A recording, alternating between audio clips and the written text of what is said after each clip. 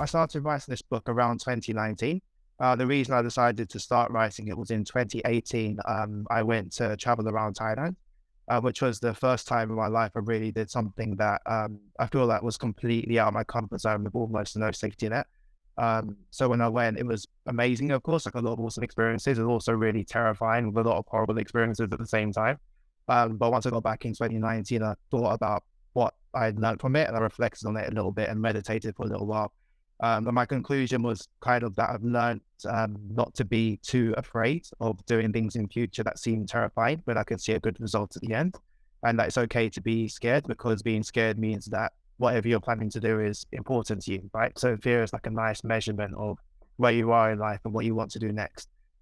So that's where my head was at, and I thought I might as well write a book about it. So that's how this came about, Song for Nightfall. But just to give you an idea of what it's about, it's following two siblings from a tribe that's inspired by the indigenous people. And they've dreamed their whole lives in this tribe of breaking away and entering a forbidden forest, which is next to their village. And at some point in their childhood, their dream finally comes true. They finally enter this forest, but it comes at a massive cost. And not just to them, but their entire tribe changes forever, and they learn about everything about their history, and their entire future is changed as well. So that's essentially what the book is about. And since Spread kindly invited me on today, I wanted to just read a little bit of a snippet as well, if you guys are up for that. But just a bit of context on this snippet. This is a story within this story that the tribe tells to its children to keep them pretty much afraid, to keep them afraid of doing too many crazy things, and to make sure they stay obedient all the way through into adulthood. So I'll just start reading. So it reads: the guardian wire regarded the forest with his undying flame, to which he was duty bound, and sang, "This is fine for me, for I have a harvest before me, yet only my mouth to feed." The heavens turned red with rage, and opened with a voice of thunder. Wire hid from the downpour beneath the trees to which he was duty bound, but he grew haughty in his resourcefulness, singing, "This is fine for me, for here is shelter for me as far as I can see."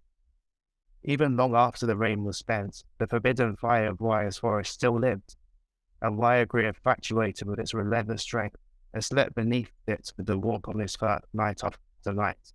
And night after night, the desire for the forbidden fire burned within his heart. The heavens, still enraged at Wire's haughtiness, called out by way of kindness, "Do not admire the fire, for what you desire should only give you great ire." But still, day after day, the desire obsessed the guardian Wire's thought, and overcame his heart, until duty and kindness were slain by greed and ambition. Wire, the forest guardian, could not sate his hunger; his desires cursed him with much longer. And so, on the night now known as the night for the endless winter, Wire took a branch from the forest's strongest tree and lit it with the undying fire. And Wire the guardian spent that night in great cheer, dancing with the fire to call his own, and bathing in its warmth at his leisure. The voice from the heavens called down to Wire with unbridled rage, "Wicked creature, you tainted my forest with greed, and made it abhorrent to me. Now I'll give you a fire as far as you can see." Wire the forest guardian grew afraid of the wrath that heaven promised, but feigned haughtiness, saying, "No fire will fall, for by fire I am amused, and what you bid me to guard you would lament to lose."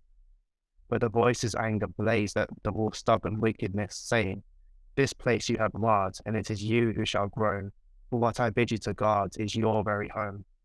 Wire grew more fearful, and fled deep into the forest he called home, abandoning the fire he had long admired to the elements.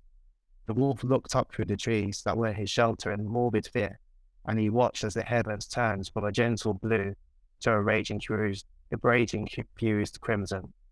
To be continued. That's pretty much where I end. That's a little snippet of that short story that the village reads. Hopefully you enjoyed that. If you did, feel free to buy the book. That would be great. It should be available internationally everywhere. And thanks again for having me on. Really, really appreciate this. Hope you enjoyed it.